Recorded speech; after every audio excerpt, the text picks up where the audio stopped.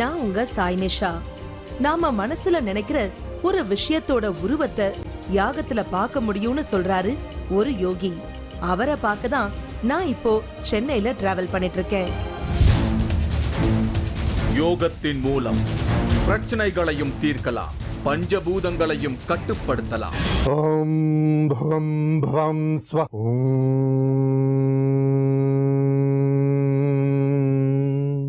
ஒரு மாடர்ன் யோகி நிகழ்த்தி காட்டும் அமானுஷ்யங்கள், நம்ப முடியாத நேரடி காட்சிகள். நாம இன்னைக்கு நம்ம ஷோல பார்க்க போறது ஒரு ஸ்பெஷல் பர்சனாலிட்டியை. அவர் வேற யாரும் இல்ல, யோகி அஸ்வினிஜி தான். இவர் வித்தியாசமான முறையில் யோகா சொல்லித்தராரு. அது மட்டும் இல்லாமல் இவர் வட மாநிலங்களில் ரொம்பவே பிரபலமானவர். இவர் சொல்லித்தர இந்த வித்தியாசமான யோகா முறையை ஃபாலோ பண்ணுறதுக்குன்னே பலதரப்பட்ட மக்கள் இவரோட ஃபாலோவர்ஸாக இருக்காங்க. அதுலேயும் மெயினாக டாக்டர்ஸ், இன்ஜினியர்ஸ், சயின்டிஸ்ட் இவங்க தான் இவரோட மெயின் ஃபாலோவர்ஸாக இருக்காங்க. ஸோ இவரை பற்றி தான் நம்ம இன்னைக்கு பார்க்க போகிறோம். யோகி அஸ்வினிய பார்க்க நான் இப்போ மயிலாப்பூர்ல இருக்கிற ஒரு ஆசிரமத்துக்கு வந்திருக்கேன். இங்கதான் வேத மந்திர யாகம் நடக்க போறதா ஒரு தகவலும் எனக்கு கிடைச்சது. மயிலாப்பூர்ல இருக்க யோகி அஸ்வினிஜோட ஆசிரமத்துக்கு தான் போயிருந்தேன். அங்கதான் வேத மந்திர ஹோமம் நடக்கிறதா சொல்லியிருந்தாங்க. அந்த ஹோமத்துக்கு யோகி அஸ்வினிஜியை நான் ரொம்பவே எக்ஸ்பெக்ட் பண்ணேன். ஆனா அவர் சென்னையில இருக்க ஒரு பிரபலமான ஹோட்டலில் இருக்கதா சொல்லியிருந்தாங்க. அவரை பார்க்க தான் நான் அந்த ஹோட்டலுக்கு வந்திருக்கேன். அப்போ திடீர்னு அங்க ஒருத்தர் என்ட்ரி கொடுத்தாரு. அவரை பார்த்ததும் அங்க இருந்தவங்க எல்லாரும் கொஞ்சம் அலர்ட் ஆனாங்க. அவர்தான் யோகி அஸ்வினி.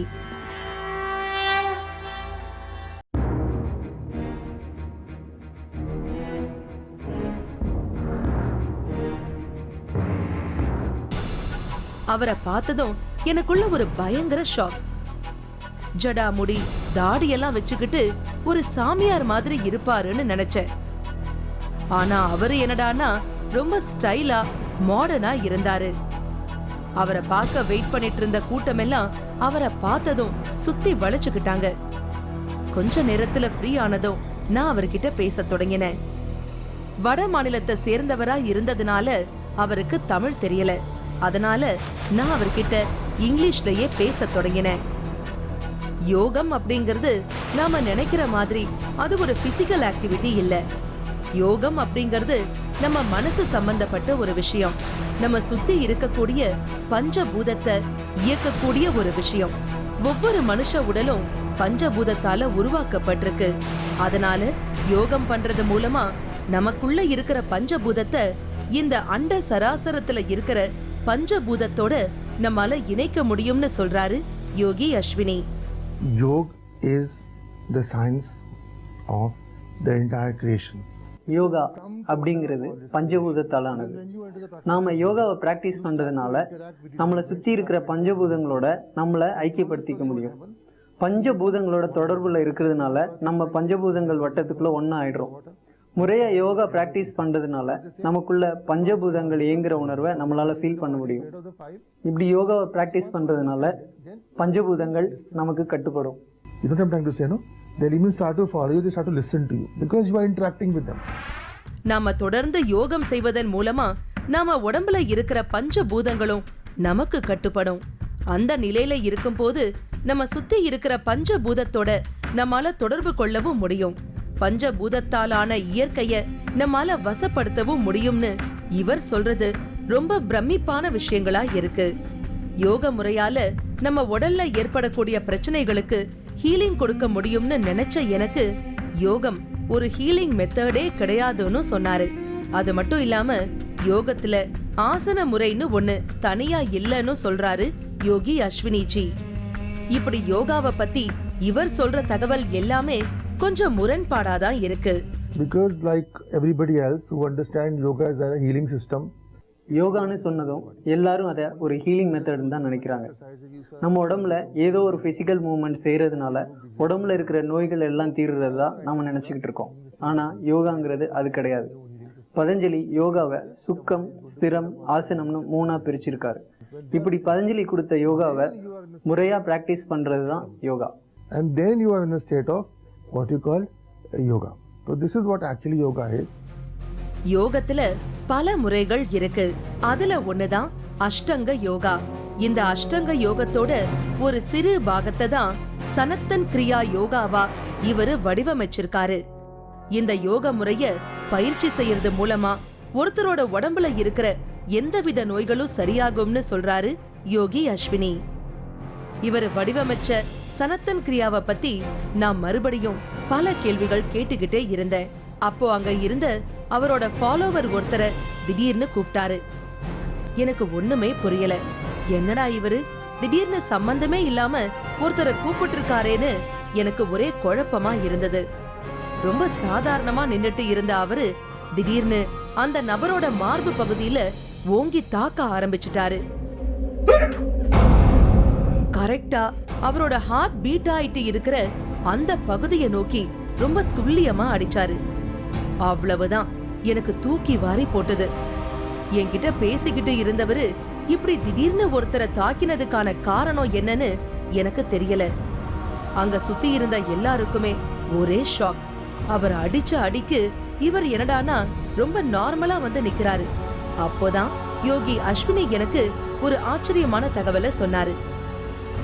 அதாவது அவரு வடிவமைச்ச அந்த சனத்தன் கிரியாவை முறையா பிராக்டிஸ் பண்றவங்களுக்கு எந்தவித பாதிப்பும் ஏற்படாதான். சாதாரணமா ஒருத்தரை அந்த மாதிரி மார்பு பகுதியில அடிச்சா அவங்களோட இதய துடிப்பு நின்னு போயிடுமா. ஆனா இவரு சனத்தன் யோகாவை பிராக்டிஸ் பண்றதுனால இது மட்டும் இல்ல, வேற எந்த மாதிரியான பாதிப்பு வந்தாலும் அதை தடுக்கக்கூடிய சக்திய அது கொடுக்கும்னு இவர் சொல்றாரு. ஏன்னா இவங்களால பஞ்சபூதத்தை கட்டுப்படுத்தவும் முடியும், அந்த பஞ்சபூதங்களோட சேர்ந்து இயங்கவும் முடியும் அப்படிங்கிறது தான் இங்க ஆச்சரியமே. யோகம் அப்படிங்கிறது ஆத்மா சம்பந்தப்பட்ட ஒரு விஷயம். யோகம் பண்றது மூலமா நம்மோட மனச ஒரு அமைதியான நிலைக்கு கொண்டு செல்ல முடியும். அது மட்டும் இல்லாம நம்மோட மனச ஒருநிலைப்படுத்தி அத ஒரு பக்குவ நிலைக்கு கொண்டு வர முடியும். சனத்தன் கிரியா யோக முறை மூலமா ஆபத்துகள்ல இருந்து தப்பிக்கிறது மட்டும் இல்லாம இத முறையா பயிற்சி செய்யறவங்களுக்கு எந்த மாதிரியான மன அழுத்தமும் நீங்கி உடல் நிலை சீராகும்னு சொல்றாங்க நந்தினி. இவங்க ஒரு ஐடி கம்பெனில ஹெச்ஆரா இருக்காங்க. அதனால பலவிதமான டென்ஷன்ல இருக்கிற இவங்களுக்கு மன அழுத்தம் ஏற்பட்டு ரொம்ப தனிமையா ஃபீல் பண்ணிருக்காங்க. இதனால எப்பவுமே அவங்களுக்குள்ள ஒரு வித ஸ்ட்ரெஸ் இருந்துகிட்டே இருந்திருக்கு. அப்போதான் இவங்க யோகி அஸ்வினிய சந்திச்சிருக்காங்க. அவர் இவங்களுக்கு சனத்தன் கிரியா யோக முறைய சொல்லி கொடுத்திருக்காரு. அந்த யோக முறைய பயிற்சி செய்ய தொடங்கினதுல இருந்து அவங்களுக்குள்ள இருந்த ஸ்ட்ரெஸ் கம்ப்ளீட்டா சரியாயிருக்கு. அது மட்டும் இல்லாம அவங்களோட உடல் நிலையும் இப்போ முற்றிலுமா மாறினதா சொல்லி சந்தோஷப்பட்டாங்க Nandini. Actually, I was going through very stressful time in my life. ஆரம்ப காலங்களில் என்னோட லைஃப் ரொம்ப ஸ்ட்ரெஸ்ஃபுல்லாக இருந்தது. எனக்கு 2 குழந்தைங்க. என்னோட ஜாபும் ரொம்பவே ஸ்ட்ரெஸ்ஃபுல்லான ஜாப் தான். என்னோட ஸ்ட்ரெஸ்ஸை குறைக்க நான் 3 வேளையும் மெடிசன்ஸ் எடுத்துக்கணும். ஆனால் சனத்தன் கிரியாஸ் ப்ராக்டிஸ் பண்ணதுக்கு அப்புறம் மெடிசன்ஸ் எடுக்கிறத நிறுத்திட்டேன். நான் இப்போ ரொம்ப கோவப்படுறேன்னு சொன்னவங்க எல்லாரும் இப்போ நான் ரொம்ப காம் ஆயிட்டேன்னு சொல்கிறாங்க. இதெல்லாம் நினச்சா எனக்கு ரொம்ப சந்தோஷமா இருக்கு. And I'm totally changed person today.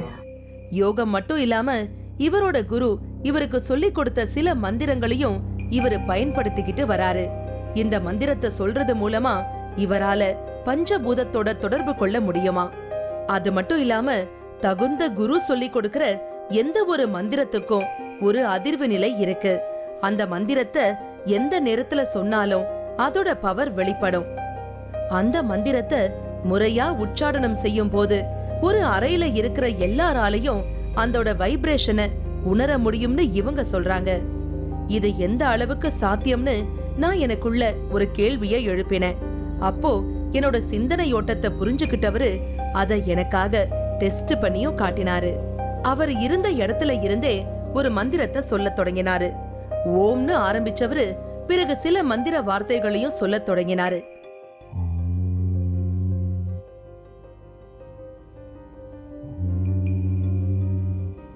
ओम त्रयंबकं यजामहे सुगंधिं पुष्टिवर्धनम् उर्वारुकमिव बन्धनान् मृत्युरमोक्षमामृतात् ओम स्वं भवं भुं सं झुमं हुं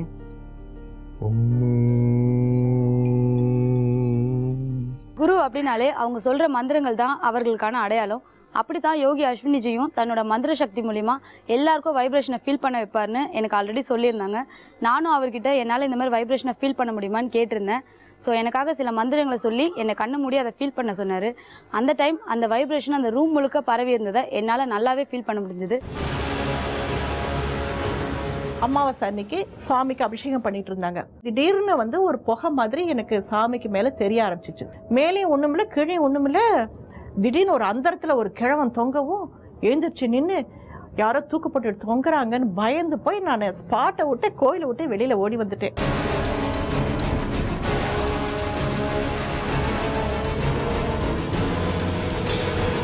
மூன்றாவது கண் இடைவேளைக்கு பின் தொடரும்.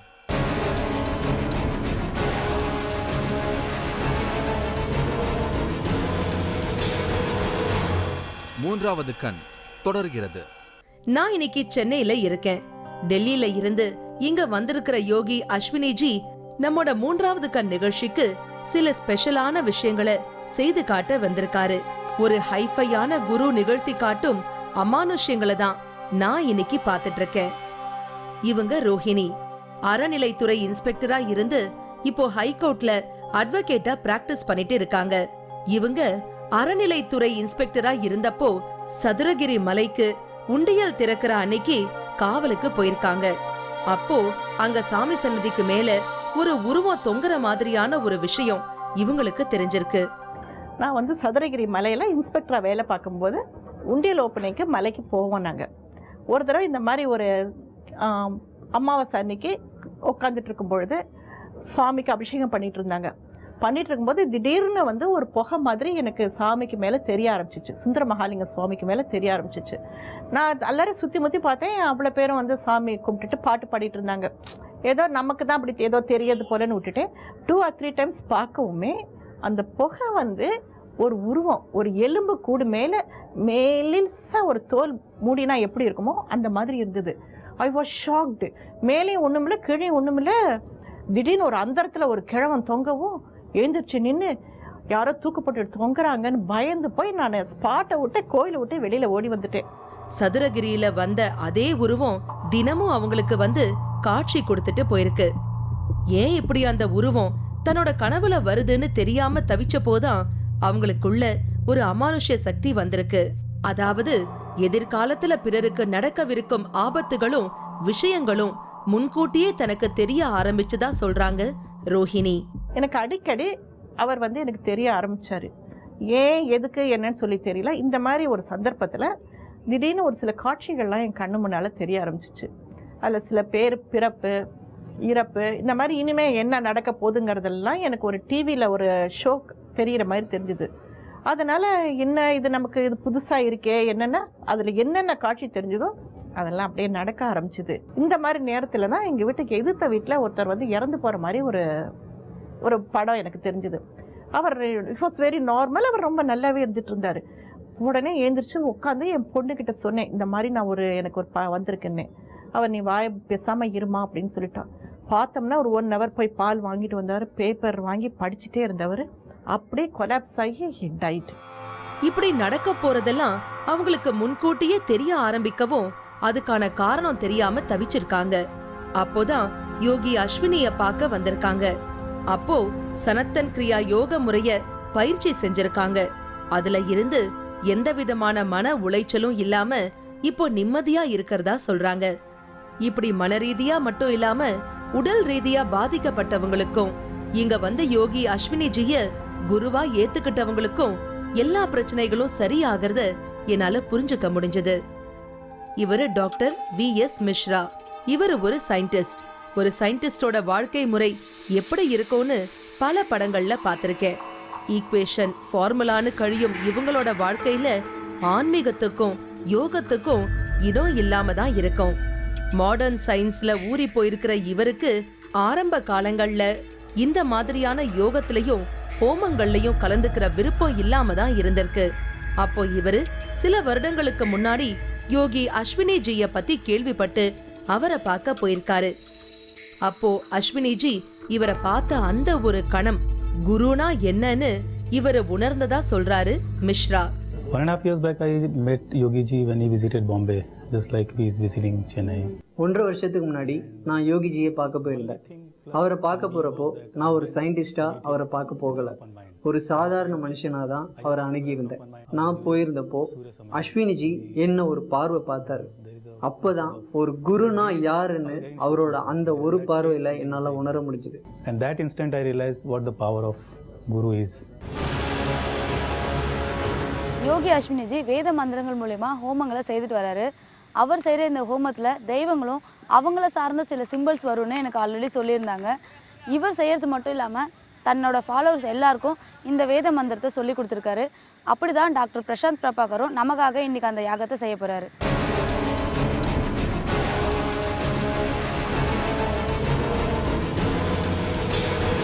மூன்றாவது கண் இடைவேளைக்கு பின் தொடரும்.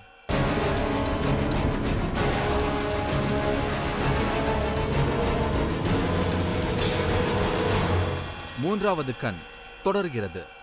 இன்னைக்கு நான் சென்னையில இருக்கேன். டெல்லியில இருக்கும் யோகி அஸ்வினிஜி இன்னைக்கு சென்னை வந்திருக்காரு. இவரு சனத்தன் கிரியா யோகம் மூலமா நம்மோட பிரச்சனைகளை தீர்க்க முடியும், பஞ்சபூதங்களை நம்மால கட்டுப்படுத்த முடியும்னு எல்லாம் ஆச்சரியமான தகவல்களை சொல்றாரு. அது மட்டும் இல்லாம நம்மோட மனசுல நினைக்கிற உருவத்தை நாம நடத்துற யாகத்துல யாரு வேணா கொண்டு வர முடியும்னு ஒரு அமானுஷ்யமான தகவலை எனக்கு சொல்லியிருக்காரு. அத பார்க்கதான் நான் இப்போ வெயிட் பண்ணிட்டு இருக்கேன்.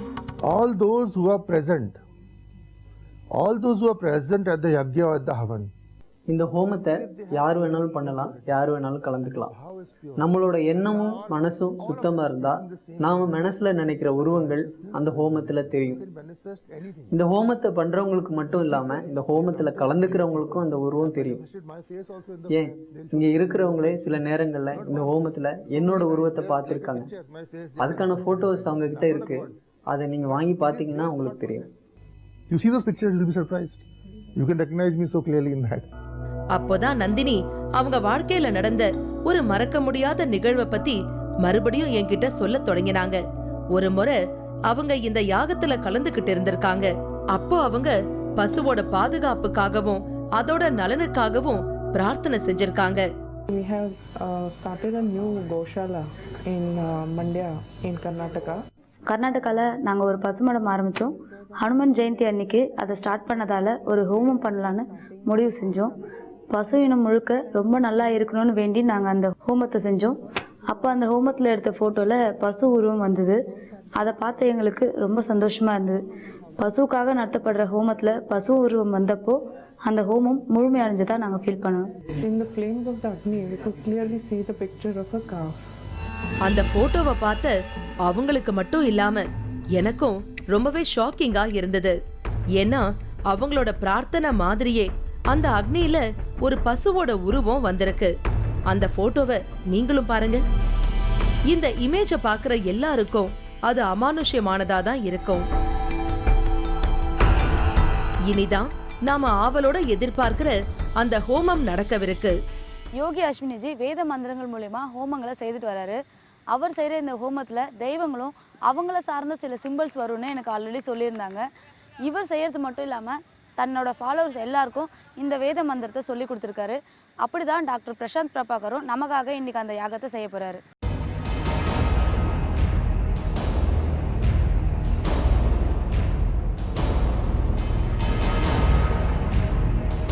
அங்க டாக்டர் பிரசன்ட் பிரபாகர் அவர் மனைவியோட அந்த ஹோமத்தை நடத்த ரெடியானாரு. நானும் அவங்க கூட அந்த ஹோம குண்டத்துக்கிட்ட போய் தயாரா உட்கார்ந்துகிட்டேன். முதல்ல அங்க வச்சிருந்த சிவலிங்கத்துக்கு சில அபிஷேகம் பண்ணினாங்க. மந்திரங்கள் சொன்னாங்க. சங்கு முழக்கத்தோட ஹோமத்தை ஆரம்பிச்சாங்க.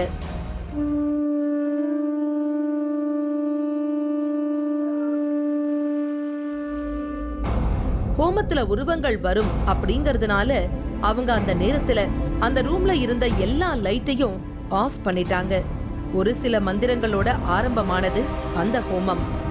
ஓம் ஸ்ரீ குருர பிரம்மா குருர விஷ்ணு குரு தேவோ மகேஸ்வர குருர் சாக்ஷாத்தஹ பரபிரம்மா.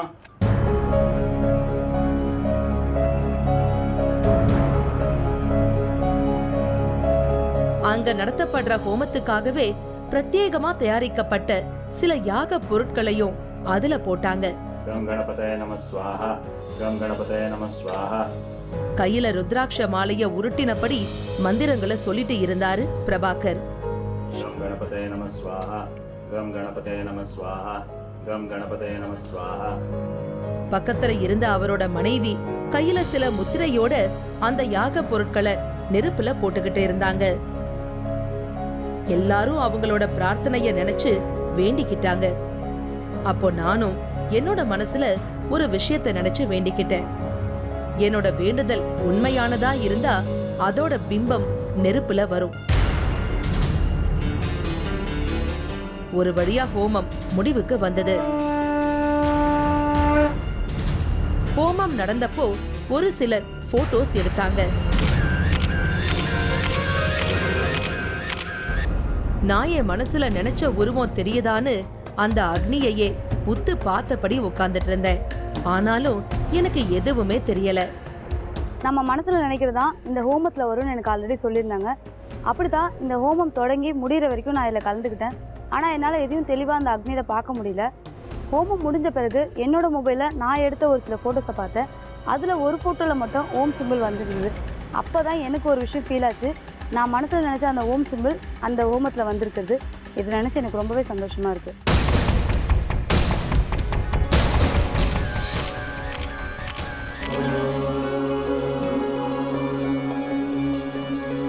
சனத்தன் கிரியா யோக முறை மூலமா பலரோட பிரச்சனைகளை தீர்க்கிற யோகி அஸ்வினிஜி வியக்க வைக்கிற மாதிரியான சில விஷயங்களையும் நிகழ்த்தினதை நினைச்சு எனக்கு ரொம்ப ஆச்சரியமா இருந்தது.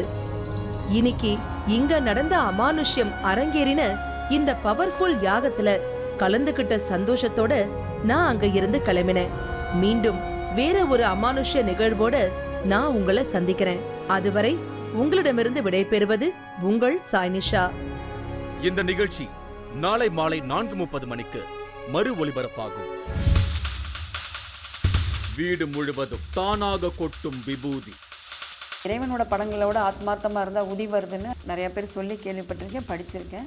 இப்போ அனுபவபூர்வமாக அதை நாங்கள் கண்ணால் பார்த்தேன். உதி எடுக்கும் நிகழ்வில் கிடைத்த நவபாஷான சிலை. சாய்பாபா உபாசகர் வீட்டில் நிகழும் அமானுஷ்யங்கள். நீங்களும் இந்த திகில் பயணத்தில் கலந்து கொள்ள ஒரு வாய்ப்பு. மூன்றாவது கண் டிவி ஷோ என்ற ஃபேஸ்புக் பக்கத்தில் எங்களோடு இணைந்திடுங்கள். உங்களது அமானுஷ்ய அனுபவங்களை பதிவு செய்து இந்த நிகழ்ச்சியில் பங்கு பெறும் வாய்ப்பை பெறுங்கள்.